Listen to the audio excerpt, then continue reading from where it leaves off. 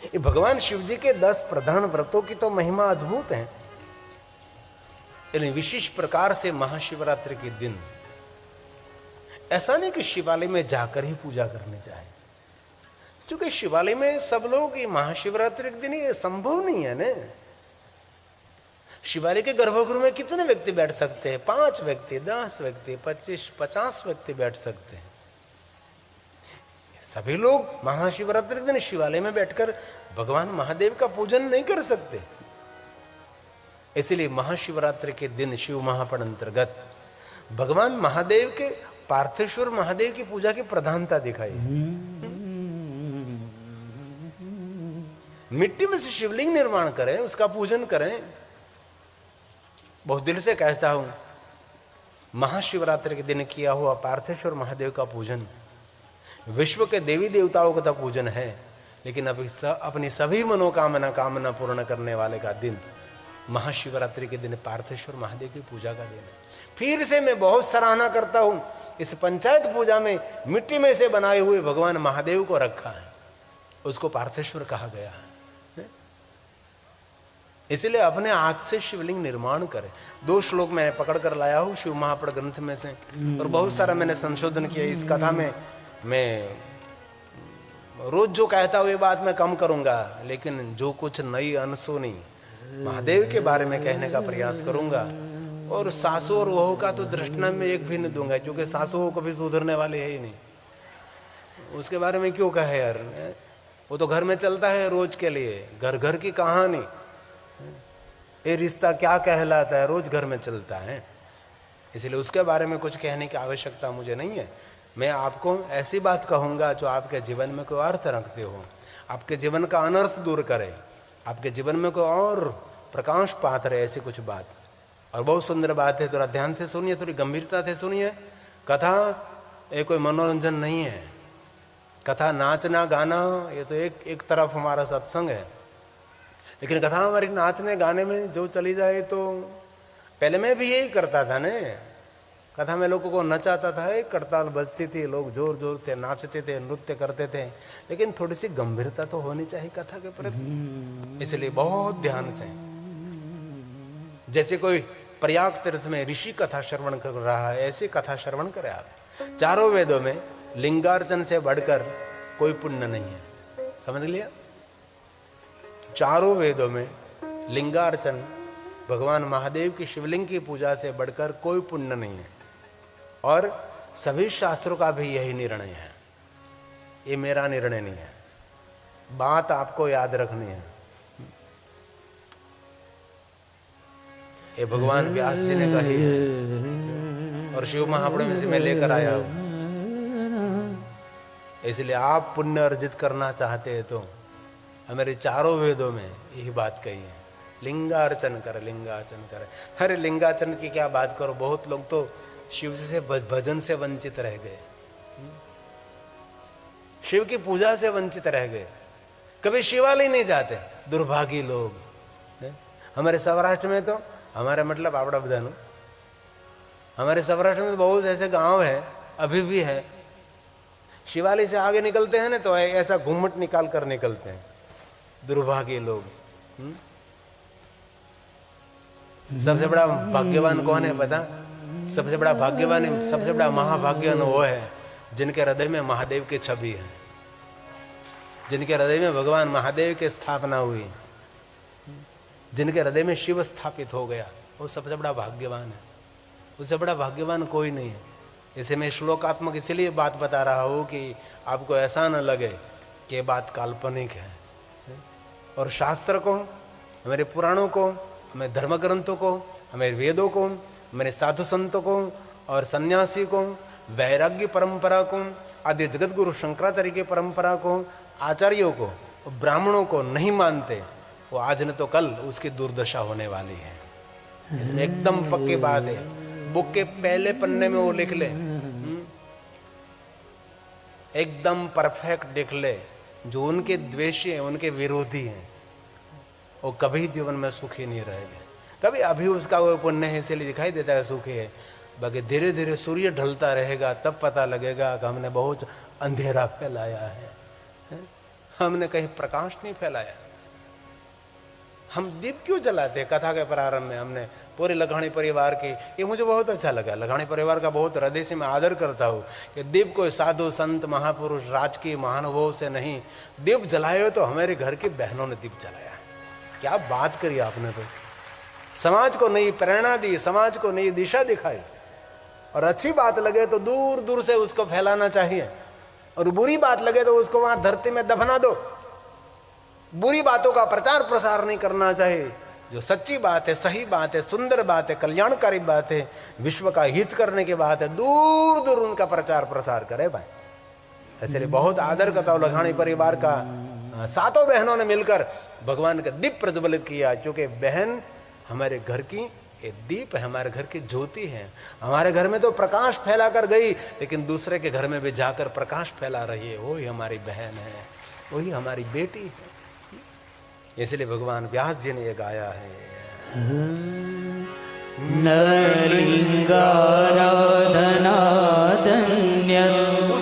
उसके बड़ा कोई पुण्य ही नहीं। लिंगाराधन, लिंगार्चन से बड़ा कोई पुण्य नहीं है। ये भगवान व्यास का वचन है। और ये श्लोक आपकी समझ में आए तो बहुत मैं प्रणाम करता हूं, लेकिन कुछ समझ में ना आए, लेकिन ये शब्द भगवान ने गाए, इसलिए मैं गाता हूं। ये शब्द भगवान के मुख से प्रकट हुए हैं, इसलिए गाना जरूरी है न। लिंगाराधनातन्यं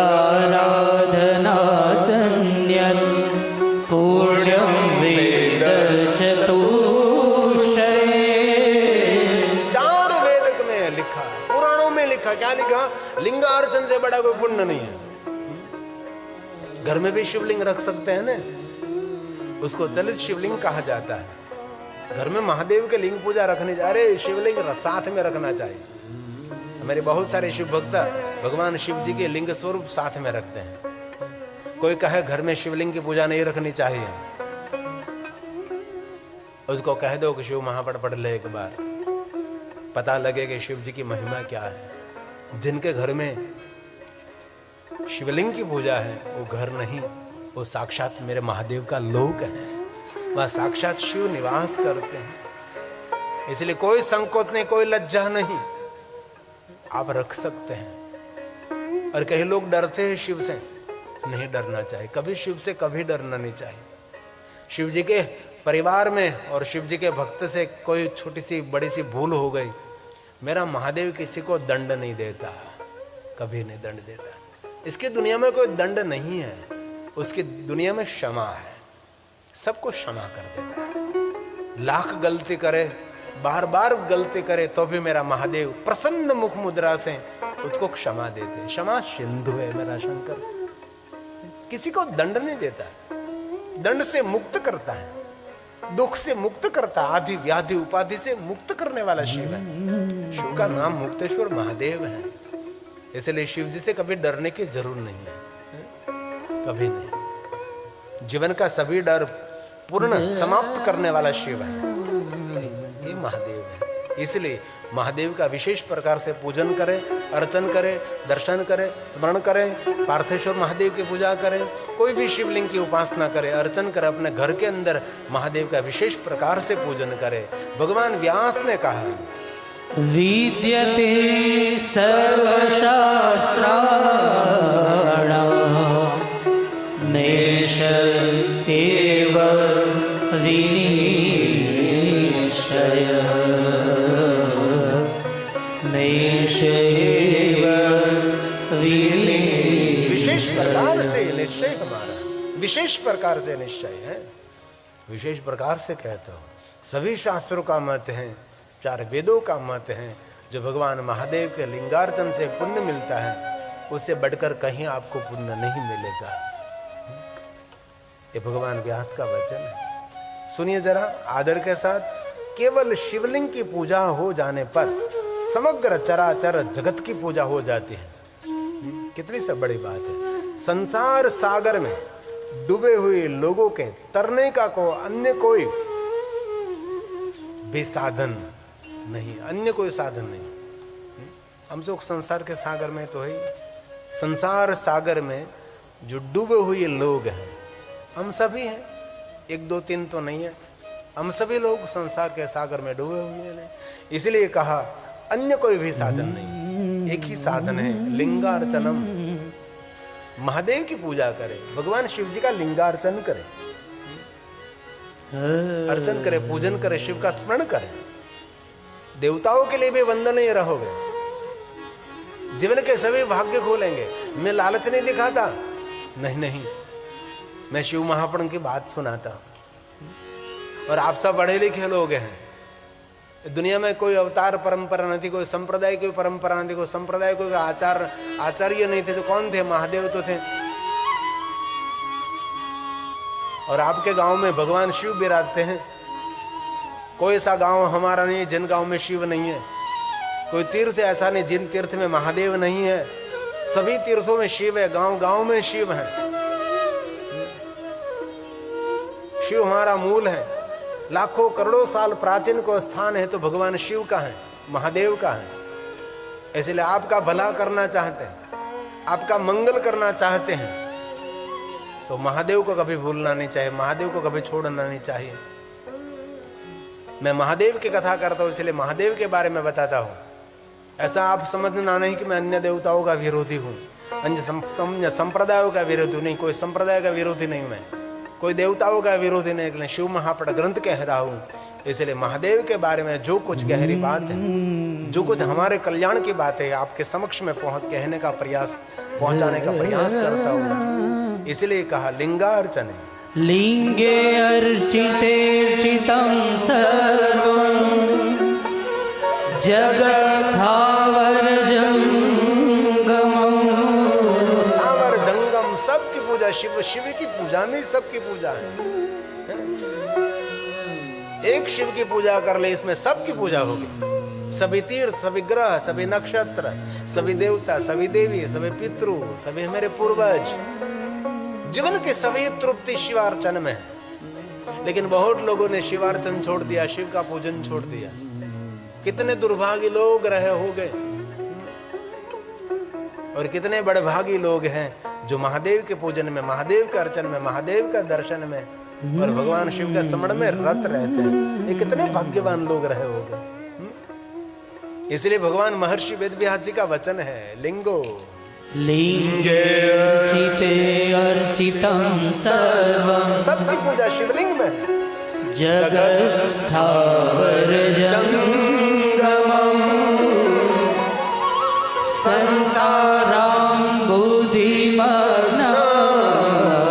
संसार में डूबे हुए लोग हैं, नान्यस्तरण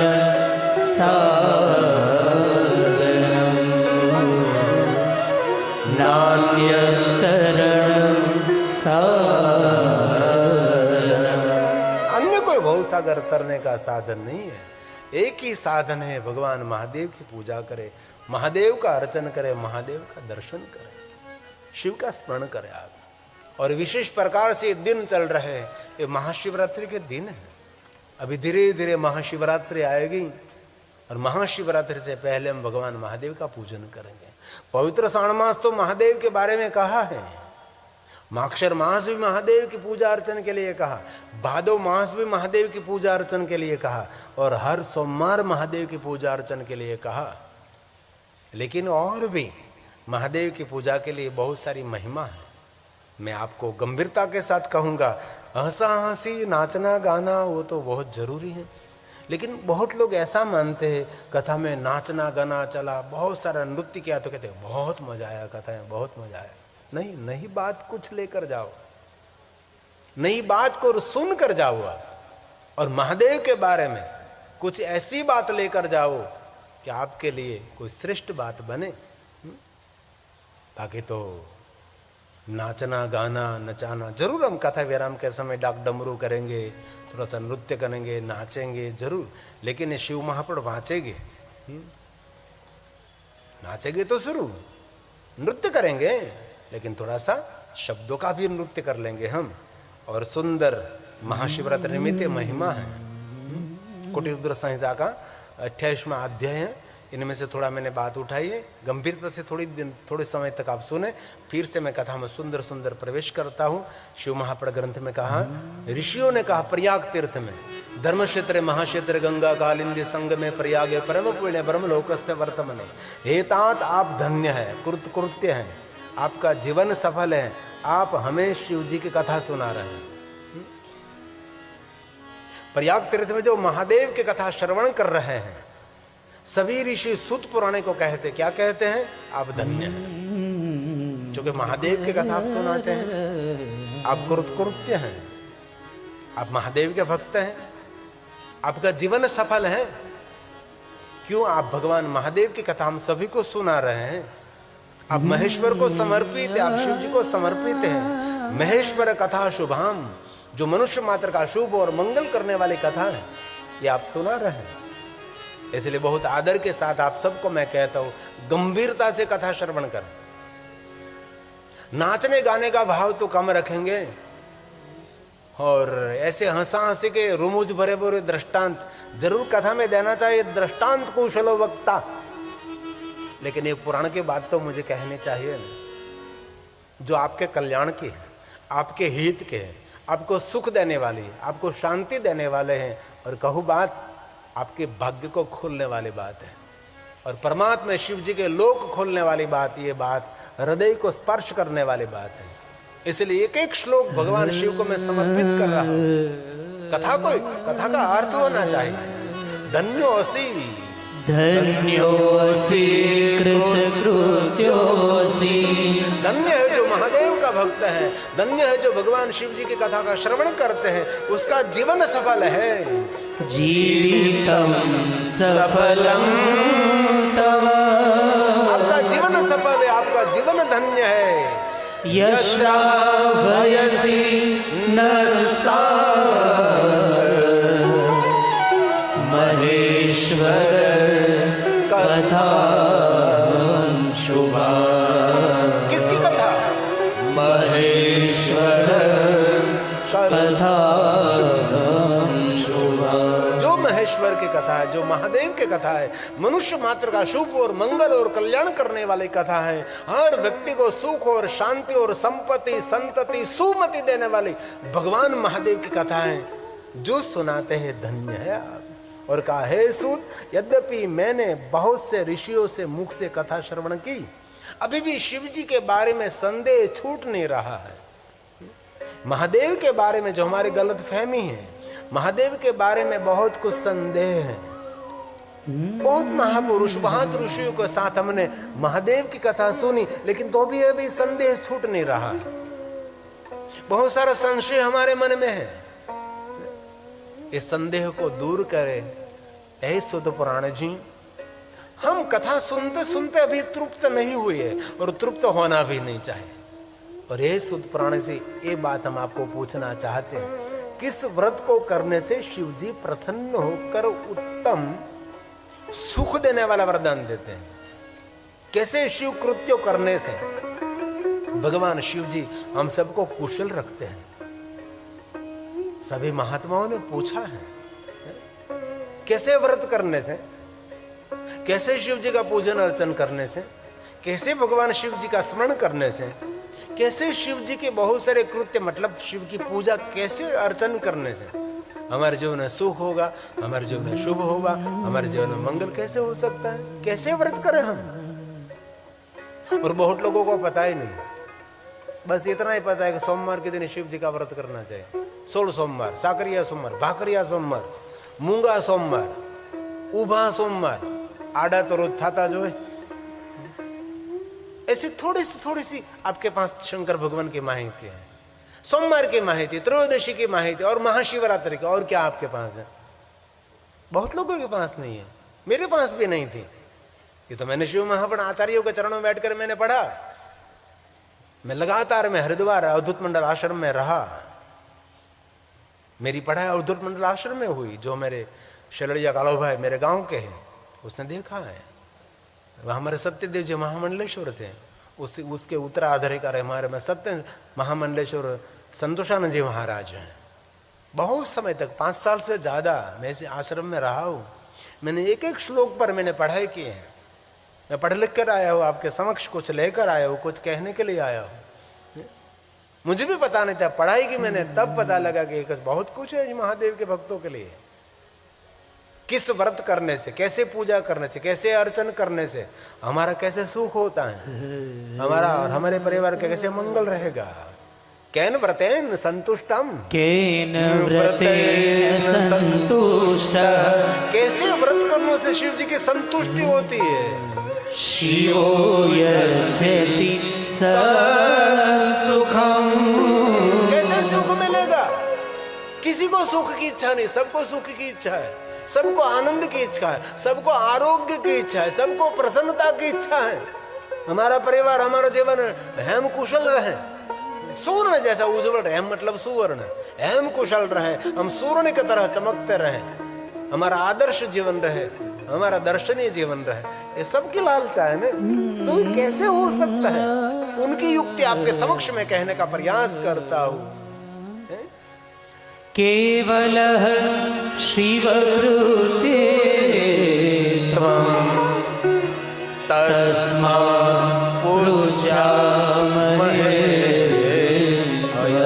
हम सभी पूछ रहे हैं, क्या पूछ रहे हैं। तस्मात् पृच्छामहे।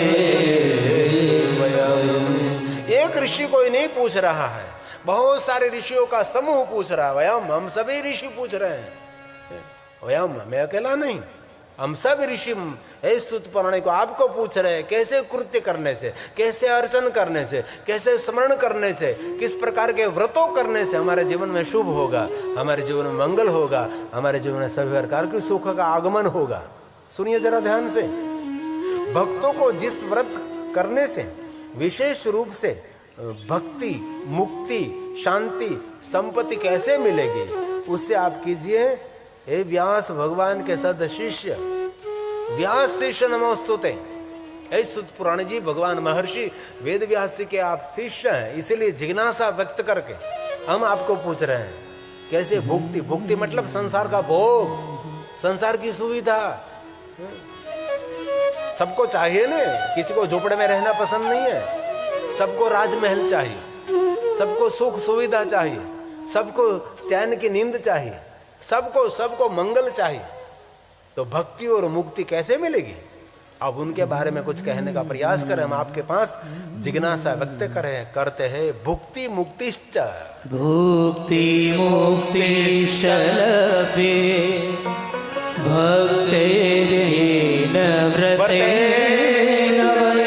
कैसे भक्ति करने से, कैसे व्रत करने से, कैसे भक्ति करे शिव की, कैसे व्रत करे शिव का। तदवद त्वं विशेषेण, विशेष प्रकार से उसका वर्णन करे। तदवद त्वं, तम मतलब आँख, वद मतलब बोलना, विशेष प्रकार से उसके बारे में कहने का प्रयास करें। श्रोताओं को कैसी कथा पसंद लगती है, खबर पता है। नाच गान और दृष्टांत, हंसना हंसाना रुलाना। अरे क्यों रोएंगे। आगे भावात्मक दृष्टांत दूं आपको तो आप रोने लगोगे। माँ का प्रेम का वर्णन करो, बाप का प्रेम का वर्णन करो, बहन का प्रेम का वर्णन करो, भाई भाई के प्रेम का वर्णन करो। वो तो बहुत सालों से हम कर रहे थे। ऐसे कौटुंबिक पारिवारिक दृष्टांत में आपके सामने रखकर आपको रुला सकता हूँ। 30 साल से सबको रुलाता हूँ कथा में। ऐसे दृष्टांत देकर भावात्मक भाव प्रकट करके मैं आपको सांसारिक भाव प्रकट करा सकता हूँ। सांसारिक भाव से हमारा कभी कल्याण नहीं होता। भाव भावा करम शिवम, महादेव के चरणों में जो एक बार भाव प्रकट कर गया हो गया ना, तो भाव पार हो जाओगे। लेकिन वक्ता कैसा होता है, सांसारिक भाव प्रकट कराते थे। सांसारिक भाव जरूरी है, माता पिता का आदर्श करना, पारिवारिक, लेकिन ये सब कुछ आंख बंद होने के बाद हमारे लिए सब कुछ समाप्त है। इसलिए शिव की यात्रा संसार की नहीं है, शिव की यात्रा संसार पूर्ण होने के बाद की शिव की यात्रा है। आंख बंद हो गई और अंधकार हो गया, तब प्रकाश, तब ज्योति मिलेगी। ये शिव की यात्रा है। इसलिए कहा तदवदत्वं विशेषेण व्यास शीश नमोस्तुते व्यास शीश नमो। हे भगवान महर्षि वेद व्यास जी के सद शिष्य सुत पुराण जी, आप हमको सबको मार्गदर्शन करें। अब ध्यान दीजिए, अब सुत पुराण बहुत सुंदर सभी महात्माओं का संबोधन कर रहे हैं। हे ऋषियों, आपने अच्छा प्रश्न किया है। क्यों किया है? आप सभी दयालु हैं। क्यों दयालु हैं? लोक हित के लिए मुझे प्रश्न कर रहे हैं, जगत हित के लिए, सबको सुख मिले, इसलिए आप सभी मुझे ऐसे प्रश्न कर रहे हैं। शिव जी के चरण कमलों में मैं ध्यान करते हुए मैं आप सब के लिए जो प्रश्न है, जगत के सुख के लिए, जगत के मंगल के लिए, जगत के कल्याण के लिए जो कुछ है, मैं मेरे सद्गुरु भगवान व्यास जी ने जो बताया वो सब कुछ मैं कहने का प्रयास करूंगा। किसके लिए? सबके सुख के लिए। और सूत पुराण कहते हैं शिव जी के चरण कमलों का ध्यान करते हुए मैं आप सबको, आपने जो मुझे प्रश्न किए हैं, क्योंकि आप सब दयालु हैं और कथा का आयोजन करे वो दयालु ही रहता है। कथा ये कल दो कल के लिए तो नहीं है। और मैं बहुत हृदय से कहता हूँ, ये कथा आप जितने भाई बहन इस कथा को नहीं, करोड़ों लोग तक मैं पहुंचाने का प्रयास करता हूँ। ये मेरा प्रयास है ये कथा, इसीलिए मैं क्षमा चाहता हूँ। गुजराती बोलने में मुझे मजबूर ना करें, मैं थोड़ा सा बोल लूँगा। मैं थोड़ું થોડું ગુજરાતી બોલીશ એ વાત પાકી છે, પણ વધારે પડતું હિન્દી બોલીશ. અને જે ગરડા માણસો સમજી ન શકે એને તમે સમજાવી દેશો ગુજરાતીમાં. પણ આમ તો ઘણીવાર તો આમ કોઈના ઘરે જાય તો ગઢા માજી બેઠા બેઠા હિન્દી સિરિયલ જોતા હોય છે, આમ પ્રેમથી જોતા હોય છે. તો એનો અર્થ એ થાય કે એ લોકો હિન્દી સમજી જો શકે છે, તો हिंदी सीरियलों जो આપણે समझी सकता हो तो हिंदी कथा क्या हम न समझी सकिए, है ना? क्योंकि हमारा प्रयास है इस कथा का संदेश करोड़ों लोगों तक पहुंचना चाहिए, ये हमारा प्रयास है. सम्यक पृष्ठम ऋषि श्रेष्ठा, है श्रेष्ठ महात्माओं. सम्यक पृष्ठ ऋषि श्रेष्ठा. आपने जो प्रश्न किया है श्रेष्ठ ऋषियों, आप दयालु हैं. भवद्भि करुणात्मभि. करुणा से भरे. महादेव के भक्तों के हृदय में करुणा होनी चाहिए. और महादेव का नाम भी है करुणेश्वर महादेव. और हम रोज बोलते हैं ना कर्पूर गौरम करुणा अवतारम. महादेव को बोलते हैं ना, कभी बोले क्रोधा अवतारम. और एक बात कहूं, आप तो नहीं कहो कि कहो, लेकिन मैं कहता रहूंगा, जो क्रोध करता है ना वो कभी महादेव का भक्त नहीं है. जो बात बात में क्रोध करता है वो महादेव का भक्त नहीं है. महादेव का भक्त वही हर हालत में शांत रहे, वही शिव का श्रेष्ठ भक्त है. हर परिस्थिति में शांत रहे, वही महादेव का भक्त है. कोई भी विपरीत स्थिति हो, विकट स्थिति हो, इनमें भी शांत रह सके, वही महादेव का भक्त है. शिव भक्तों का पहला लक्षण है शांत रहना. इसलिए कहा करुणात्मा, आप सभी दयालु महात्मा है. स्मृत्वा स्मृत्वा शिव पदाम्भोज. शिव जी के चरण कमलों का ध्यान करता हूँ, स्मरण करता हूँ, उसका ध्यान करता हूँ. कथयामि कथयामि यथा श्रुतम्. कथयामि यथा. आप सुनिए, मैं भाव से आपको समक्ष कहता हूँ. जैसा आप सबने मुझे पूछा, वैसा ब्रह्मा, विष्णु और पार्वती ने सबने मिलकर भगवान शिव जी को पूछा था. सूत पुराण ने प्रयाग तीर्थ में कहा कि हे ऋषि मुनियों, जो आपने मुझे पूछा वो बात एक बार ब्रह्मा ने, विष्णु ने और ऋषि मुनियों ने, हे पार्वती के साथ सब ने मिलकर भगवान शिव जी को पूछा थे प्रश्न. और किसी प्रकार उमा ने शिव जी से पूछा था, किस व्रत करने से भगवान महादेव आप संतुष्ट रहते हैं और भक्तों को भक्ति और मुक्ति कैसे दे सकते हैं, किस व्रत करने से. ऐसा पार्वती ने एक बार भगवान शिव जी को विशेष रूप से पूछा था. ऐसा लगता है कि कथा एक बार नहीं बार बार हुई होगी. पहले भी पूछा था. अभी प्रयाग तीर्थ में सभी महात्मा सूत पुराण को पूछ रहे थे, और एक बार ब्रह्मा, विष्णु और पार्वती ने पूछा था, और इससे पहले एक बार स्वयं उमा ने भगवान शिव जी को पूछा था, भक्ति और मुक्ति का साधन क्या है, कैसे व्रत करने से महादेव जी आप संतुष्ट रहते हैं, उसके बारे में आप कहो, ऐसा पूछा था। और कहा सुनिए, उस समय विष्णु आदि के ऐसा पूछने पर भगवान शिव ने कहा, मैंने इस समय भी बताया था, एक कथा को जो श्रवण करता है, जो भगवान शिव, ब्रह्मा, विष्णु और उमा का संवाद, जो भगवान शिव और उमा का संवाद जो को श्रवण करते, ये कथा श्रवण करते हैं, तो श्रूयताम पापहारकम, ये जो आपके समक्ष में अभी कथा कह रहा हूं, ये कथा मैं बहुत कम अल्प श्लोकों में गा रहा हूं, उसका तो विस्तार तो करना, तो उसके लिए तो समय कम पड़ जाएगा। लेकिन ये कथा जो कोई सुनेगा, ये संवाद है। किसका संवाद है? हरि, ब्रह्मा और पार्वती का जो संवाद है शिव के सामने, महादेव ने जो व्याख्या की है, ये जो प्रश्नोत्तरी हुई है, जो संवाद हुआ है, एक कथा को सुनेगा, उनके लिए कहा वो मनुष्य सभी पापों में से मुक्त हो जाएगा। इति पुष्ट इति पृष्ठ सदा तेस्तु हरिणाम तेन वेतदा।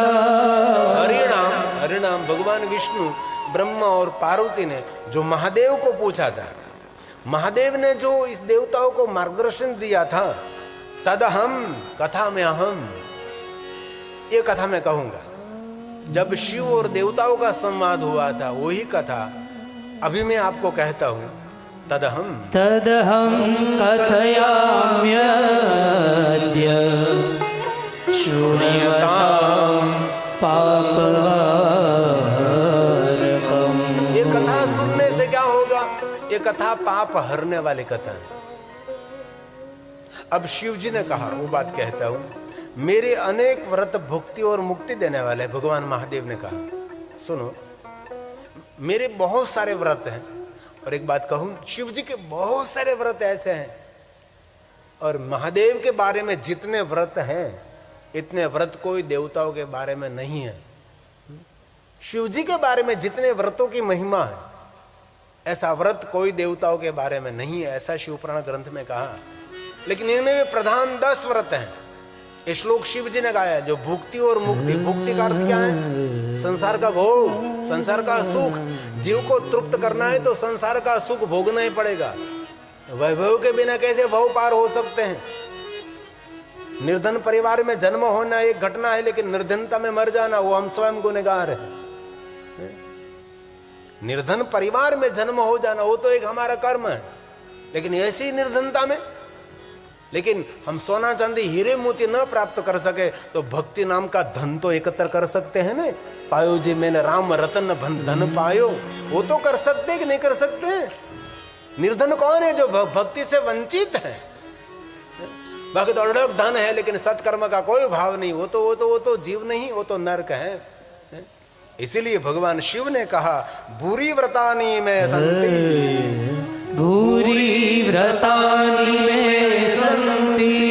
जिन व्रतों से मुझे संतुष्टि रहती है और मैं भुक्ति और मुक्ति उनको देता हूँ। भुक्ति मुक्ति प्रदानि च। भुक्ति और मुक्ति देने वाले में व्रत कोई महिमा कहता है, जो मुख्यानि है। मुख्यानि तत्र ज्ञेयानि दश संख्यानि दश संख्यानि बहुत सारा श्लोक में छोड़ देता हूँ। क्यों छोड़ देता हूँ? क्योंकि आपका समय न निकले, इसलिए ये शिव जी ने गाया, इसलिए आपके समक्ष गाया, जो महादेव की वाणी है। और बहुत दिल से कहता हूँ, 9 दिन हृदय से कथा सुनो। 9 दिन के बाद आपकी दुनिया कुछ अलग होगी, मैं हृदय से आपको कह सकता हूँ। लेकिन भाव से सुननी चाहिए, हृदय से, भक्ति से सुननी चाहिए, शर्म से नहीं, धर्म से सुननी चाहिए। और मैं आपको अभी दृष्टांत देकर बहला सकता हूं, रुला सकता हूं, नचा सकता हूं, क्योंकि आप मुझे 30 साल से सुन रहे हैं। मैंने यही किया, कौन हलावे लिंबड़ी, कौन हलावे पीपड़े, यही मैंने किया है। यही मैंने भावात्मक संसार की बातें आपको सुनाई। अब कब तक मैं संसार की बातें आपको सुनाता रहूंगा? और तो महादेव ने कहा वो तो संदेश पहुंचाने का प्रयास करूं।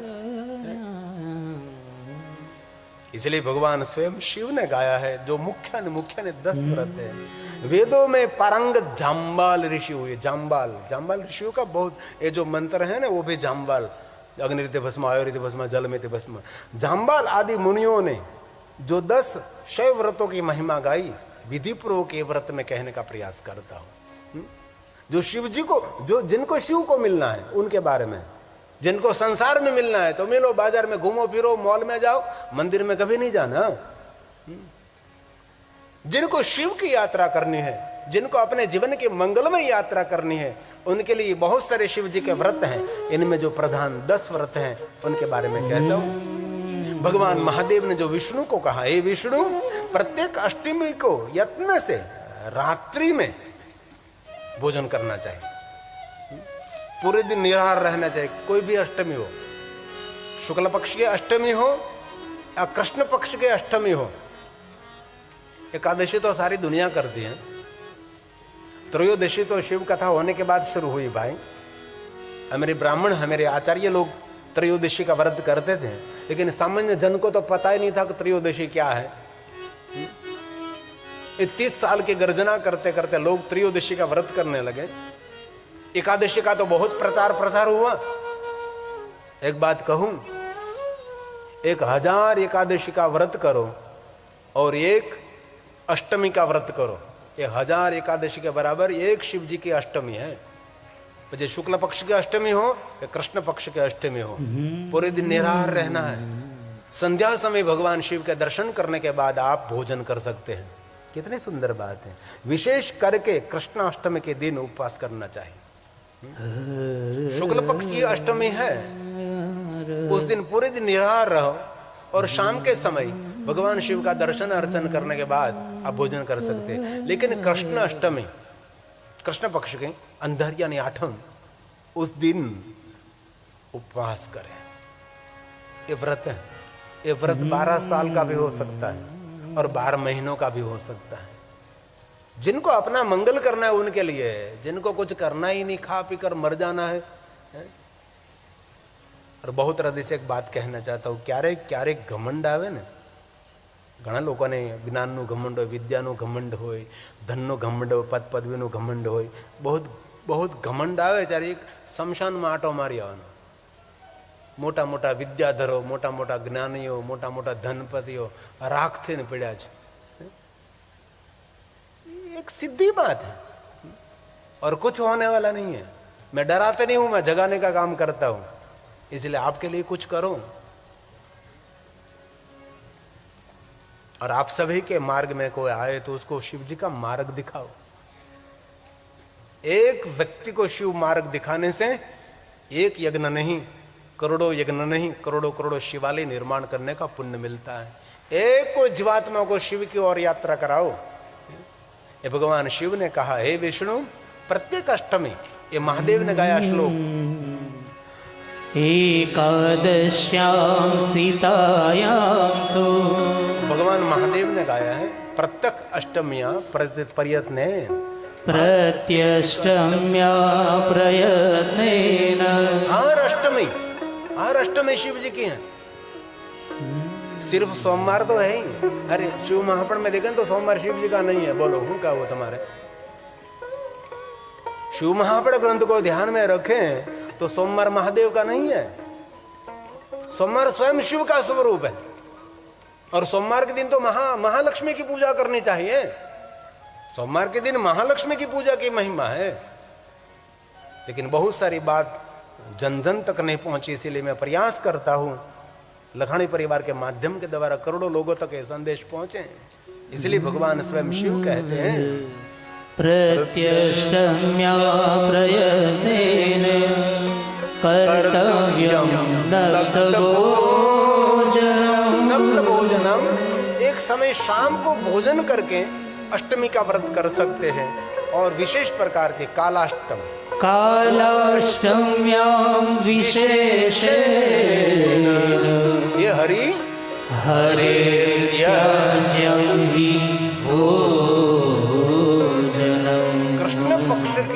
अष्टमी के दिन भोजन का त्याग करना चाहिए। ये आरोग्य के लिए भी श्रेष्ठ है, क्योंकि चंद्र की कला क्षीण होती है ना, तो अमृत में, भोजन में अमृत कम रहता है। ये बड़ा विज्ञान है, पता नहीं आपको। कृष्ण पक्ष के अष्टमी के दिन उपवास करने के लिए क्यों कहा? પછી તમે ઉપવાસ કરો ને હેતકનું ફરાળ કરી જાઓ તો અત્યારે તો ફરાળી ભાખરી ને ફરાળી સબ્જી ને ફરાળી ચાવલ, કેટલું ફરાળે ફરાળે ફરાળે ફરાળે ફરાળે। એ ઉપવાસ છે કે પછી ઉપહાસ છે ખબર નહીં પડતી। इसलिए कृष्ण पक्षी में उपवास करे, क्योंकि चंद्र की कला क्षीण होती है। चंद्र की कला क्षीण होती है तो भोजन में अमृत कम होता है। ये बहुत बड़ा एक आयुर्वेदिक विज्ञान भी है। और आगे कहा, एक श्लोक बोलकर मैं कथा को विराम की ओर ले जाऊं। भगवान शिव ने कहा, हे विष्णु जी, शुक्ल पक्ष की एकादशी के दिन उपवास करें। और कहा, कृष्ण पक्ष की एकादशी के दिन मेरी पूजा करने के बाद, आज संध्या के बाद आप भोजन कर सकते हैं। शिव भक्तों के लिए आगे कितना सुंदर है, बड़ा विज्ञान है। देखो जरा, एकादशी और सभी व्रत एक साथ में नहीं कर सकते। सभी व्रत एक दिन में नहीं हो सकता। कभी एकादशी का व्रत करिए 12 महीनों का, कभी अष्टमी का व्रत करिए। ऐसे तो 10 व्रत किए गए हैं। भगवान शिव ने कहा है, विष्णु जी, शुक्ल पक्ष की एकादशी के दिन हर व्यक्ति को उपवास करना चाहिए। अंजवाड़िया ने 11 दिवसे उपवास करो जो, थोड़ा सा फल आहार कर लीजिए, कोई बात नहीं। उपवास ना हो सके तो थोड़ा सा पेट में ऐसे अन्न न हो, अन्न का त्याग करें। और कृष्ण पक्ष की एकादशी के दिन पूरे दिन निराहार रहे और शाम को मेरा दर्शन करने के बाद आप भोजन कर सकते। एकादशा सीतायाम तू, एकादश्याम सीतायाम तु। बहुत सुंदर बात, याद रखने जैसी बात है। मुझे पता है आपको वो याद नहीं रहेगा, लेकिन मैं गाता हूँ। त्याज्यम विष्णु नहीं भोजनम असितायाम तो भोक्तव्यम नक्तम ध्यज्यमा। इसलिए शिव भक्तों को एकादशी करनी चाहिए। ऐसा नहीं कि विष्णु भक्त, कृष्ण भक्त, राम भक्त एकादशी करें। एकादशी सबके लिए है। और एक बात और, आप भूखे न रह सके तो इस दिन वाणी का उपवास करें। एकादशी के दिन वाणी का उपवास करें, अष्टमी के दिन वाणी का उपवास करें, क्योंकि अन्न के उपवास से बहुत बड़ा उपवास वाणी का उपवास है। और वाणी से उपवास से बड़ा विचारों का उपवास है। लेकिन विचारों का उपवास तो मैं भी नहीं कर सकता, इनमें से भी कोई नहीं कर सकता। विचारों का उपवास, वाणी का उपवास मैं और आप सब कर सकते हैं। और शिव जी के बहुत व्रतों में वाणी का उपवास बहुत महत्व का है। और वाणी का उपवास भी न कर सको तो एक बात कहूं, मोबाइल का उपवास कर एक दिन के लिए। एक दिन के लिए छोड़ दिए, चलो भाई आज हमारे मोबाइल का उपवास है, मेरा उपवास नहीं है। मोबाइल छोड़ दिए एक दिन के लिए, कितनी मानसिक शांति मिलेगी।